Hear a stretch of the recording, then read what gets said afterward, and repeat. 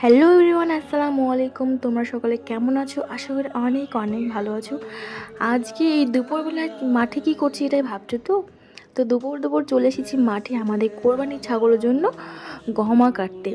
তো যাই হোক, আমাদের নিজের জমিতে গহমা লাগানো আছে, তো ওটাই কাটতে এসেছিলো আমার মা। তো আমার মার সাথে আমিও চলে এসেছিলাম।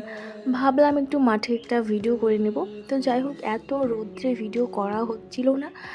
আর এই দেখো মাঠের ওয়েদারটা দেখো, মানে যেহেতু প্রচুর রোদ, তো খুব একটা ভালো হচ্ছিল না ভিডিও করা।